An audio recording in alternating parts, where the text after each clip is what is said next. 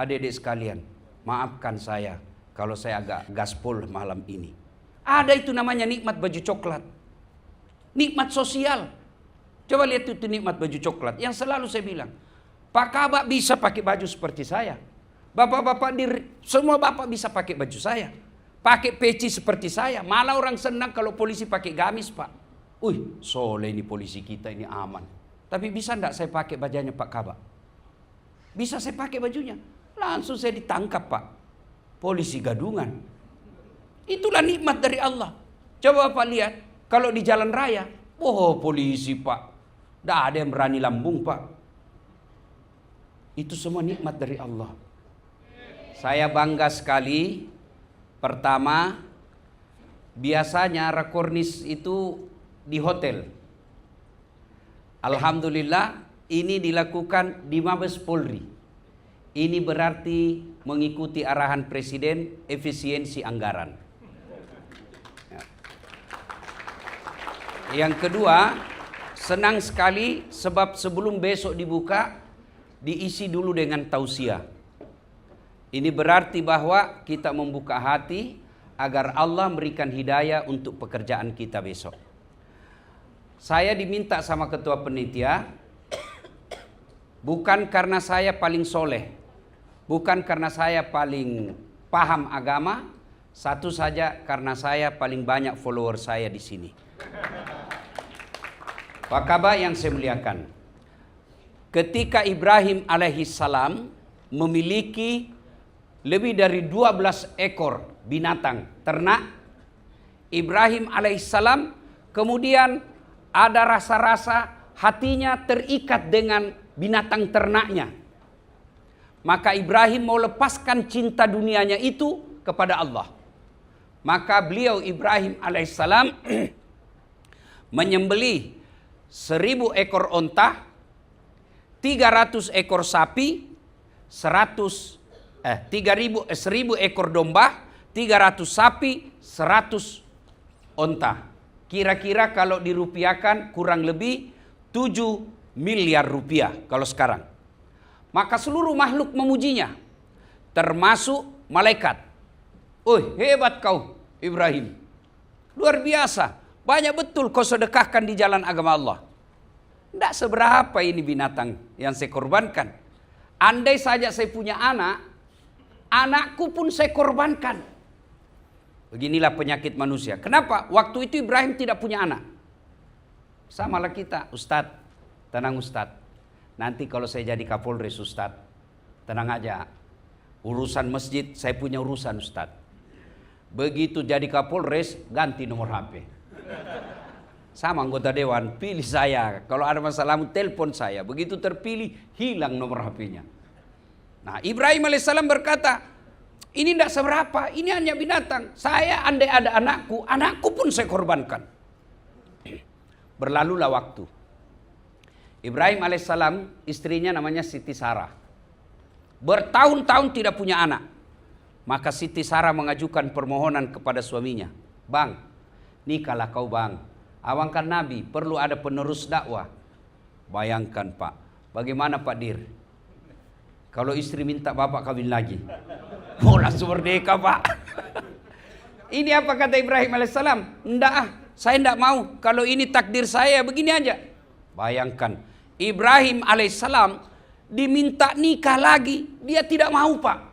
Sebaliknya kita dilarang nikah sembunyi-sembunyi Pak. Akhirnya apa? Didesak terus. Akhirnya Ibrahim alaihissalam berkata, ya baiklah kalau begitu, saya terima. Alhamdulillah dengan izin Allah, setelah menikah dengan Siti Hajar, hamil Siti Hajar, hamil pula Siti Sarah. Maka bapak-bapak, kalau ada sampai sekarang belum punya keturunan, boleh kasih dengar cerita ini kepada istri. Bu, boleh kau coba-cobalah ilmunya Siti Hajar. Setelah menikah dengan Siti Hajar dan Siti Sarah, alhamdulillah Ibrahim alaihissalam lahirlah anaknya dengan Siti Hajar, namanya Ismail alaihissalam. Inilah keturunan orang Islam. Ibrahim alaihissalam dengan istrinya Siti Sarah lahirlah anaknya namanya Ishak alaihissalam. Inilah keturunan orang Yahudi. Sebenarnya kita dengan Yahudi satu kakek. Cuma Yahudi kurang ajar. Lalu Allah Subhanahu wa taala perintahkan Ibrahim alaihissalam, Ibrahim, pergi kau tinggalkan kampungmu yang sekarang namanya Syria. Tinggalkan itu kampungmu, kamu pergi berjalan. Kemana? Pokoknya kau jalan saja. Bawa anakmu Siti Hajar, Ismail dan Siti Hajar istrimu. Pergilah berjalan. Dalam perjalanan, kata Allah, tunggu perintahku sampai di mana. Lalu Allah perintahkan Ibrahim, silahkan kau berhenti di jalan itu yang ada tumpukan batu, kau tinggalkan di situ. Itulah tumpukan batu sekarang, Bu, namanya Ka'bah. Tinggalkan, silakan. Kamu pergi. Pergilah Ibrahim alaihissalam. Ditinggal. Pada saat ditinggal, Ismail alaihissalam kehausan. Menangis dan tidak mau berhenti. Siti Hajar sebagai ibu bangkit kegiatannya, bangkit semangatnya menyelamatkan anaknya. Lalu dia cari air. Dia berlari-lari cari air. Dia lihatnya ada seperti air di padang pasir. Yang kita kenal sekarang namanya Fata Morgana. Bapak kalau lihat berdiri di aspal, jalan raya kan seperti kalau kita bawa kereta, bawa mobil Pak, seperti di depan panas sekali, kan biasanya seperti ada air. Itu Fata Morgana. Larilah Siti Hajar, dia pikirnya air, sampai tidak ada. Lari lagi, tidak ada. Lari lagi, tidak ada. Lari-lari kecilnya lah itu Siti Hajar, sekarang menjadi sa'i. Berlari-lari kecil antara Safa dan Marwah. Ternyata tidak ada, Fata Morgana. Fata Morgana itu sejarah ini ada sekarang. Apa itu Fata Morgana sekarang? Hoax. Kan dikira air, tahu-tahunya bukan. Hoax itu. Lari-lari kecilnya Siti Hajar namanya sa'i. Hoax kita sekarang namanya AI. Artificial Intelligence. AI. Orang bule bilang AI, kalau kita bacanya AI. Iya kan? Kalau Siti Hajar sa'i, kalau kita AI. Dan saya pernah beberapa kali jadi korban. Muka-muka saya, suara-suara saya, apa dijual? Obat kuat. Marah istri saya. Nah, saya masih kuat, ceramah 5 kali misa 1 hari Pak. Bukan obat kuat itu Pak ya. Nah akhirnya lari-lari kecil tidak dapat. Lalu Allah perintahkan kepada Jibril. Jibril, kau turun hentakkan kakinya Ismail. Hentakkan kakinya Ismail di pasir. Dihentakkan dengan izin Allah keluar air. Ketika keluar air, Siti Hajar kemudian berteriak, Zam-zam, Zam-zam. Itulah air Zam-zam sekarang. Maka ketika timbul air Zam-zam, beredarlah berita.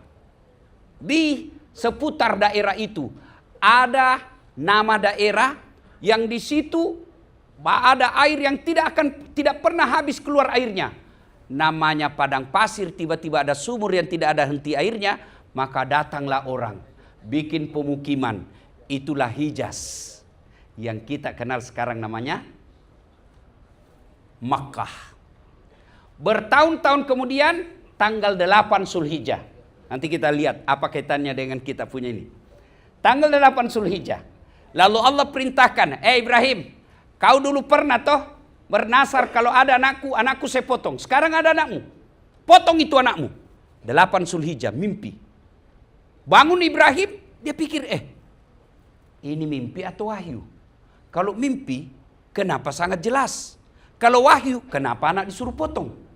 Ya kalau banyak anak Pak, disuruh potong, kita cari mana yang paling beleng-beleng.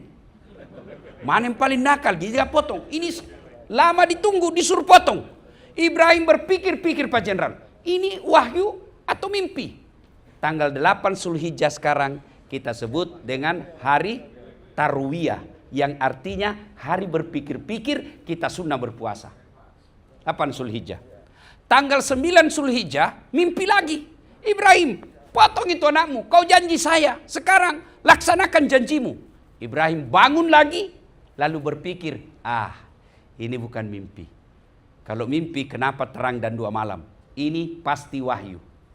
Ibrahim tanggal 9 Zulhijjah yakin, maka kita sekarang tanggal 9 Zulhijjah disebut hari Arafah atau hari penuh keyakinan. Kita sunnah puasa. Tanggal 10 Zulhijjah, Dia datangi istrinya. Bu, sampaikan kepada anakmu mandi baik-baik, kasih baju baru, sisir rapi-rapi. Untuk apa Pak? Saya mau bawa jalan-jalan. Oke? Sudah. Lalu Ibrahim alaihissalam ajak ngomong anaknya. Nak, saya diperintah Allah untuk menyembelih kamu. Menurutmu bagaimana? Pak Dir, kalau ada anaknya bapak diajak ngomong, Pak, nak, bapak ini disuruh Allah untuk memotong kamu. Menurutmu bagaimana? Apa kira-kira jawaban bapak, anak bapak di rumah? Jawabannya pasti, kenapa saya masih muda? Kakekku aja yang sudah tua. Ini jawaban orang pintar, tapi tidak soleh. Tapi apa kata Ismail alaihissalam? Pak, kalau ini perintah Allah, jangan ragu, laksanakan. Bapak akan mendapati saya menjadi anak yang sabar. Sampailah di tempat yang mau dieksekusi. Bapak Ibu mudah-mudahan ada rezeki. Yang belum insya Allah pergi. Yang sudah kita tengok kembali, perhatikan. Kalau kita dari Mina, itu kan kita dibawa jalan, keliling-keliling, wisata namanya ya kalau kita umroh. Itu setelah istana raja sebelah kiri, ada di atas seperti pos-pos polisi. Disitulah menurut para pakar sejarah, di situ tempat eksekusinya Ibrahim. Nah, dibaringkanlah Ismail. Begitu dibaringkan, tutup mata, pakai pisau yang tajam, diikat tangannya. Lalu Ibrahim alaihissalam, dia letakkan pipi anaknya di batu. Allah sampaikan kepada seluruh malaikat. Wahai malaikat, kau lihat ini hambaku. Anaknya yang berpuluh-puluh tahun dihendaki, dirindukan anaknya, diperintah untuk sembelih, dia mau lakukan demi penghormatan dan cinta ketaatannya kepada Allah. Lalu malaikat memuji Allah, membesarkan Allah. Allahu Akbar, Allahu Akbar, Allahu Akbar. Mendengar ini, Ibrahim alaihissalam melanjutkannya dengan kalimat La ilaha illallah huwallahu akbar. Ismail menyempurnakannya dengan menjawabnya Allahu Akbar walillahil hamd. Itulah kalimat takbiran ketika kita Idul Adha, Idul Fitri. Allahu Akbar, Allahu Akbar, Allahu Akbar. Ibrahim alaihissalam. Malaikat. La ilaha illallah wallahu akbar. Ibrahim alaihissalam. Allahu Akbar walillahil hamd. Ismail.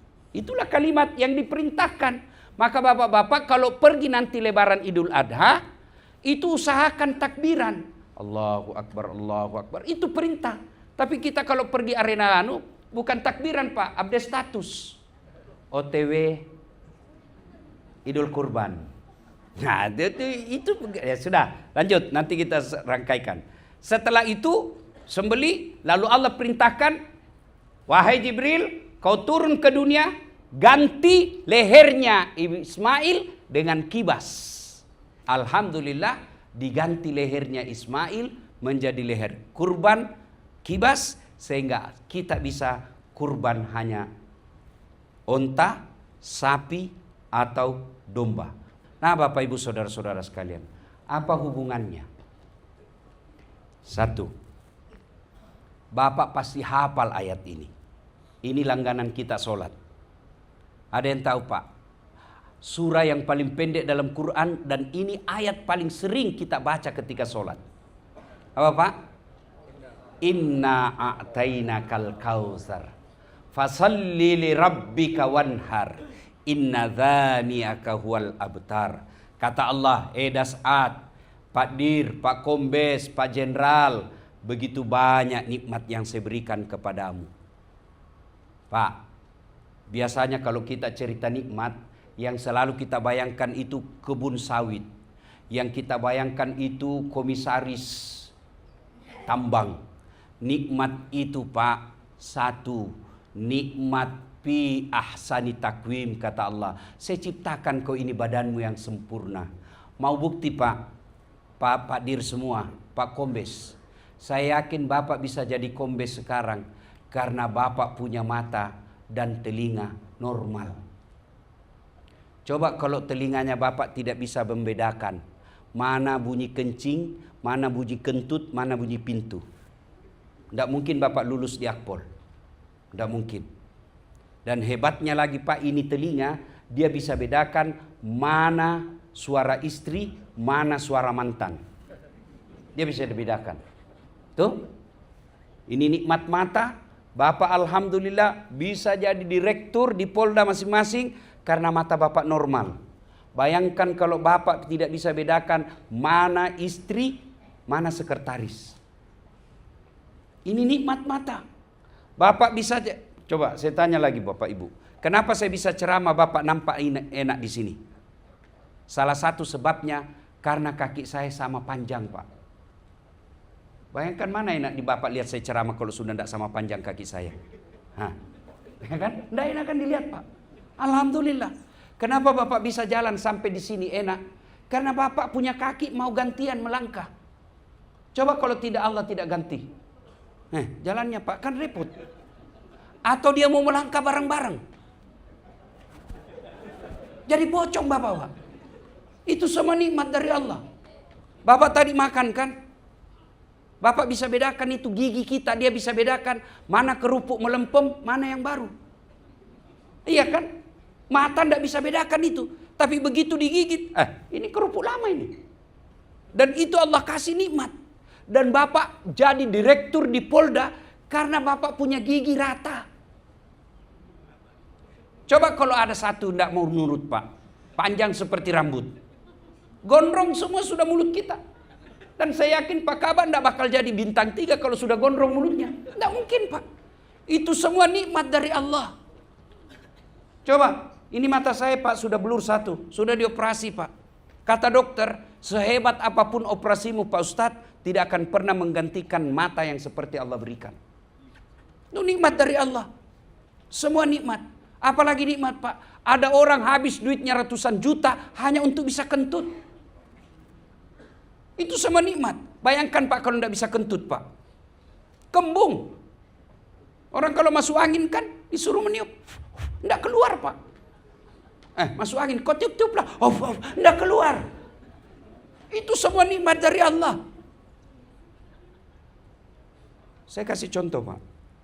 Paling real, paling gampang. Bapak mau langsung diangkat jadi bintang 1. Tapi begitu selalu bintang 1, Bapak langsung stroke. Mau Pak? Ayo mau? Tidak mungkin. Berarti lebih hebat itu kesehatan daripada jenderal. Maka Allah selalu tanya dalam surah Rahman, "Fabi ayyi ala'i rabbikuma tukatsiban?" Maka Pak Dir supaya cepat jadi jenderal, rajin-rajin baca itu surah. "Fabi ayyi ala'i rabbikuma tukatsiban?" Nikmat mana lagi yang engkau dustakan? Pak Ketua Panitia Pak Jenderal juga katakan, ingatkan Pak Ustadz ini para polisi. Ada itu namanya nikmat baju coklat. Nikmat sosial. Coba lihat itu nikmat baju coklat. Yang selalu saya bilang, Pak Kabak bisa pakai baju seperti saya. Bapak-bapak semua bapak bisa pakai baju saya. Pakai peci seperti saya. Malah orang senang kalau polisi pakai gamis Pak. Soleh ini polisi kita ini aman. Tapi bisa enggak saya pakai bajunya Pak Kabak? Bisa saya pakai bajunya. Langsung saya ditangkap Pak. Polisi gadungan. Itulah nikmat dari Allah. Coba Bapak lihat. Kalau di jalan raya. Polisi Pak. Tidak ada yang berani lambung Pak. Itu semua nikmat dari Allah. Bapak pulang kampung. Dengan pangkat kombes. Satu kampung bangga Pak. Tahu wah. Kalau orang Makassar bilang, tahu wah. Sedikit lagi jenderal, tahu wah. Coba Pak. Itu nikmat dari Allah. Maka Allah katakan, "Inna a'tainakal kautsar." Lalu lanjutnya, "Fasalli li rabbika wanhar." 2 Allah minta. Tidak Allah minta 3, tidak Allah minta 4, 2, 1. Solat. Saya yakin bapak-bapak semua solat. Tinggal pelaksanaan nilai-nilai solat. Apa pelaksanaan nilai-nilai solat? 1, jangan sombong. Apa maksudnya Ustaz? Ibu-ibu, bapak-bapak, apa anggota tubuh bapak paling tinggi? Paling apa Pak? Paling mulia apa? Kepala Pak. Bapak bercanda dengan saya pukul pantat masih ketawa. Dorong perut masih ketawa Pak. Tapi jangan coba-coba dorong kepalanya Pak Kabak. Coba dorong kepalanya Pak. Kenapa? Harga diri ada sama kepala. Tapi kehinaan, apa anggota tubuh kita paling hina? Kaki. Bapak kasih saya duit, Ustadz, tapi pakai kaki. Ustadz, ini honormu. Oh, biar saya miskin bos, jangan kau hina saya tikam kau. Iya, kenapa? Anggota tubuh paling hina kaki.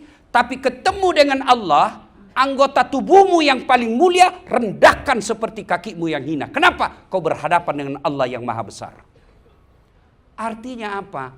Kombes Jenderal boleh Bapak raih, tapi jangan meremehkan orang. Ciri-ciri meremehkan itu Pak, suka cari-cari kesalahan.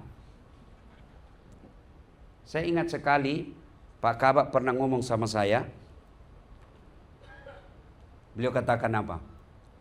Tidak ada kejahatan yang sempurna. Tugasnya reskrim mencari ketidaksempurnaan itu. Saya ulang, tidak ada kejahatan yang sempurna. Tugasnya reskrim mencari yang tidak sempurna itu. Mencari. Saya kata ulang, mencari bukan mencari-cari. Kalau mencari-cari apa maksudnya? Kau melanggar. Kau tidak lihat ini rambu-rambu? Saya lihat Pak. Kenapa kau langgar? Saya tidak lihat Bapak. Kenapa kau tidak lihat saya? Bapak sembunyi di tikungan. Mana SIM-mu? Ini. Mana STNK? Ini. Lengkap. Saya tilang kau. Kenapa Bapak tilang saya? Kau pembohong. Maksudnya apa? Itu motormu Honda, jaketmu Yamaha.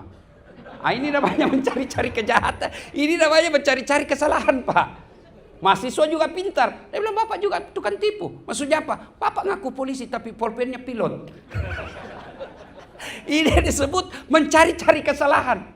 Kita mencari kesalahan. Pak, demi Allah, kalau Bapak niatnya mencari kesalahan karena ingin menegakkan keadilan, tidak mungkin Allah tidak menyertai Bapak. Tidak mungkin.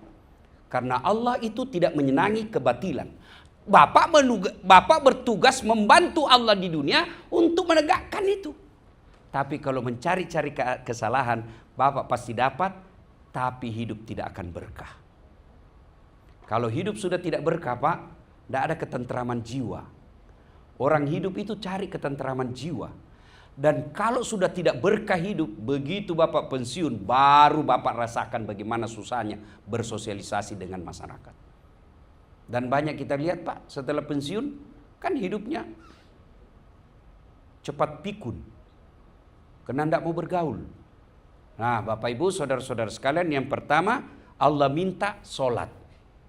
Masya Allah, saya senang sekali tadi maghrib. Semua anggota masuk sholat maghrib. Kalau Bapak pelihara sholat, insya Allah tidak mungkin Allah sia-siakan Pak. Tapi kalau tidak sholat, Bapak bisa dapat apa yang Bapak mau. Tapi Allah tidak akan memberkahinya. Apa susahnya sholat? Bapak nanti kalau ada takdir jadi pemimpin, di ruang sholat itu, oh Masya Allah, saya pernah sering masuk ke ruangannya Pak Jenderal Yudi. Itu televisinya baca ayat suci Al-Quran. Meja ada Quran. Depannya lagi ada tasbih. Kalau orang masuk begini Pak, orang yang tadi niat jahat, soleh rupanya ini Pak Jenderal ini. Tapi kalau di dalamnya lagu disco baru masuk, kemudian gambar-gambar porno di meja, kata pengusaha, bisa diajak game ini Pak, ini gampang ini. Itu kan inna salat tanha anil fahsya wal munkar. Salat itu mencegah kita dari perbuatan keji dan mungkar. Kalau Bapak tidak salat, tidak mungkin bisa membedakan hak batil. Bisa dibedakan, tapi yang batil justru kita lebih senang. Itu. Yang kedua, cara bersyukurnya. Apa itu? Berkurban. Kurban ini, ada yang bilang saya tidak mampu. Jangan sampai sudah diretur, belum pernah kurban. Kurbanlah. Kalau Bapak, kurban saya yakin sudah semua di sini. Saya yakin semua sudah kurban. Tinggal memotong makna terpenting dari ibadah kurban itu bukan ini. Karena dalam Quran katakan tidak sampai darah daging kurbanmu, yang sampai adalah ikhlasmu. Kata Pak Ketua Pak Jenderal tadi, sampaikan kepada adik-adik ikhlas dalam bekerja. Ikhlas dalam bekerja. Apakah ikhlas itu tidak dapat upah? Tidak. Ikhlas itu menegakkan hukum lillahi ta'ala.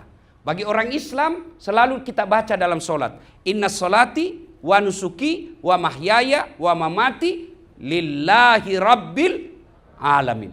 Itulah ikhlas. Lillahi rabbil alamin. Nah sekarang penyembelihan binatang apa kaitannya? Sudah menyembelih binatang. Menurut para ulama, nilai penyembelihan binatang itu adalah menyembelih sifat-sifat binatang dalam diri kita. Apa sifat binatang? Satu yang mutlak mendesak kita sembelih. Kurang rasa malu. Bahkan tidak punya rasa malu. Coba binatang. Mau pakai baju, tidak pakai baju. Sapi pak. Siti Sapia. Beredar aja itu di jalan. Tidak pakai baju. Tidak punya rasa malu. Bahkan kadangkala dia kawin di depan orang banyak. Itu binatang. Berarti kalau bapak mau menyembelih sifat binatang, harus punya rasa malu.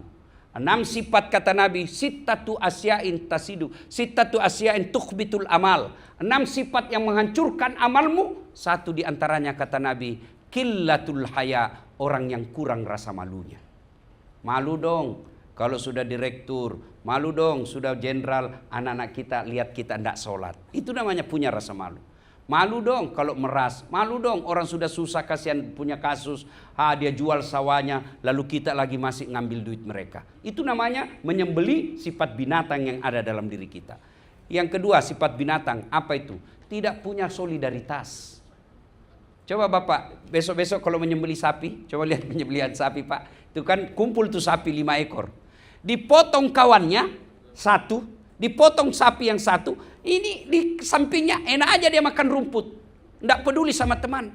Ini kalau bisa ya kita punya kepedulian, punya solidaritas. Tapi solidaritas yang baik. Seangkatan misalnya. Kalau ada yang Allah takdirkan lebih cepat jadi jenderal, perhatikanlah angkatan kita. Dalam perhatian, dalam kebentuk, kalau kita memang sudah selayaknya menolong, kita tolong. Kalau selayaknya kita bantu, yang kita bantu. Kalau tidak, jangan justru berpastabikul khairat. Ya, kita istilahkan dalam Quran itu pastabikul khairat. Berlomba-lomba dalam kebaikan. Kalau baik, kita ajak dalam kebaikan. Bapak Ibu, saudara-saudara sekalian. Sholat, berkurban. Kalau tidak, apa konsekuensinya di ayat 3? Inna a'tainakal kauzar. Fasalli li rabbika wanhar, inna dhani'aka huwal abtar. Maka saya akan jauh dari rahmat kalian. Ibaratnya orang Bugis, orang Makassar bilang layar-layar tapu. Seperti layang-layang yang lepas, tidak jelas kendalinya kemana. Itulah orang yang diberi nikmat tapi tidak pandai bersyukur. Cara bersyukur itu sholat, kemudian berkurban. Kurban itu artinya nilai terutamanya menyembelih sifat-sifat binatang dalam diri kita. Bapak Ibu saudara-saudara sekalian, terakhir beberapa hari yang lalu saya ketemu dengan seorang kawan, sahabat dekat saya. Dia bercerita ke saya. Mudah-mudahan pelajaran buat kita ini. Ustadz, ada cerita ini. Seorang polisi mengejar pencuri. Karena komandannya sakit, wakilnya yang kejar. Anggaplah Kapolsek. Kapolseknya sakit, wakapolseknya yang kejar. Begitu dia kejar itu pencuri, pencurinya masuk ke dalam hutan. Di dalam hutan ada ulama yang lagi berdoa di bawah pohon. Pohon itu pohon besar. Keluar dia punya akar-akar. Kejarlah ini Pak Wakapolsek, kejar. Cak. Begitu dapat ini ustadz yang lagi berdoa, kakinya terhalang oleh akar yang besar, jatuh dia. Pas di depannya Pak Ustadz. Jatuh, Pak Ustadznya dimaki-maki. Kamu salah tempat berdoa, mestinya kau berdoa dalam masjid. Kenapa kau berdoa di sini? Dia bilang, maafkan saya Pak, situasi tidak memungkinkan saya ke masjid. Saya berdoa di sini karena doa dimanapun saya boleh. Banyak bicara kau. Saya doakanlah Pak, maafkan saya doakan Bapak. Cepat kejar, saya doakan Bapak tangkap itu pencuri. Benar Pak, dia tangkap itu pencuri. Setelah ditangkap pencuri balik. Ini doanya Pak Ustadz. Dia datang berterima kasih. Pak Ustadz, terima kasih saya berhasil menangkap pencuri. Selang beberapa hari kemudian, Kapolseknya meninggal. Karena dia wakil, dia ganti.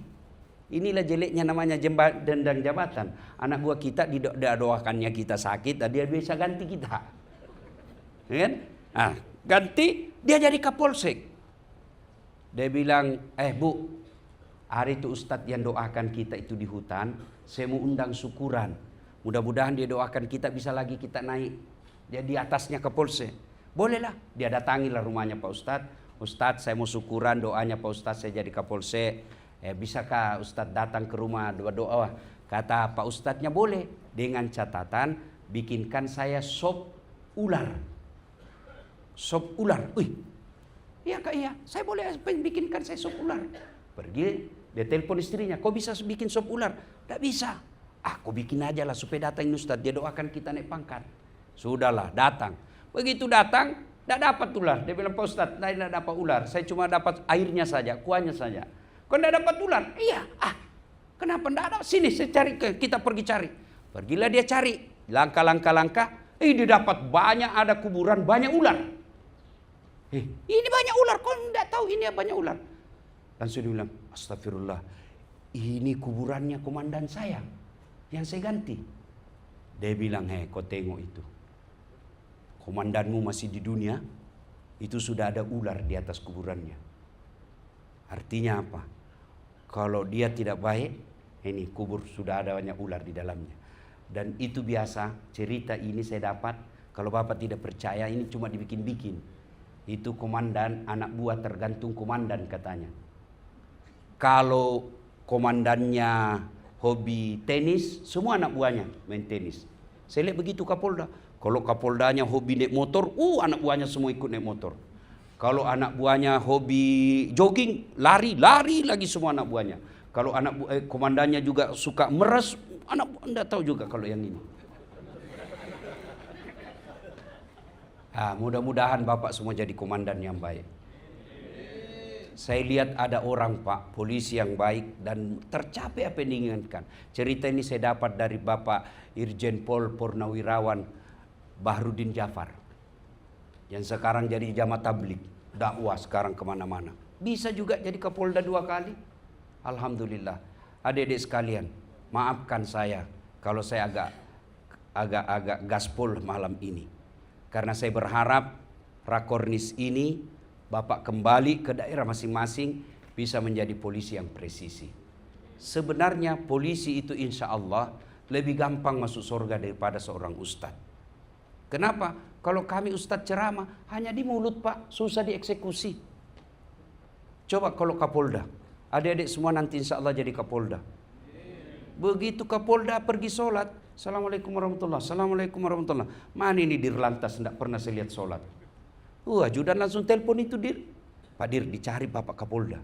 Besok Pak belum azan sudah ada itu Dirlantas di masjid. Itulah hebatnya jadi Kapolda Pak. Maka merugi Bapak kalau Bapak punya jabatan tidak digunakan untuk kebaikan. Rugi Pak. Dan percaya jabatan pasti hilang. Pasti hilang. Sekarang Bapak-bapak punya sahabat. Baru saja setingkat Dir Krimsus. Sudah banyak temannya Bapak. Gunakan pertemanan itu untuk ajak kepada kebaikan. Kalau Bapak menjadi Dir, ada teman ngopi, tiba waktu sholat duhur, ayo kita pergi sholat. Pasti mereka ikut semua. Itulah yang digunakan disebut gunakan jabatan untuk berpastabikul khairat, berlomba-lomba dalam kebaikan. Pesan terakhir, tidak semua orang Allah berikan kuasa dan jabatan. Tidak semua. Tidak semua. Bapak seangkatan saja saya dengar tadi masih ada 92 kombes. Ya. Sementara ada 97 sudah jenderal. Tidak semua bilang pintar, belum tentu Allah kasih. Nah, yang Allah akan tanya nanti, apa kau gunakan nikmatku saya kasih kau jenderal itu untuk membela agamaku? Untuk amar ma'ruf nahi mungkar.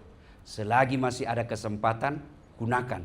Termasuk Rakornis ini, Bapak gunakan ilmu besok untuk memperbaiki Polri. Besok kita rapat, kalau kebaikan pasti Allah tolong. Tapi kalau itu ada niat jelek, bisa jadi jalan itu, tapi tidak ada kemuliaan di dalamnya. Dan ketika tidak ada kemuliaan di dalamnya, begitu pensiun, sia-sialah kita menjadi jenderal, sia-sialah kita punya jabatan, karena di akhirat tidak ada pahala yang kita bisa persembahkan di hadapan Allah. Bapak Ibu Saudara-saudara sekalian, inilah tausiah kita, mudah-mudahan ada manfaat. Selamat berakornis, mudah-mudahan berkah. Terima kasih Pak Jenderal atas undangannya. Saya senang sekali selalu diundang oleh Pak Jenderal.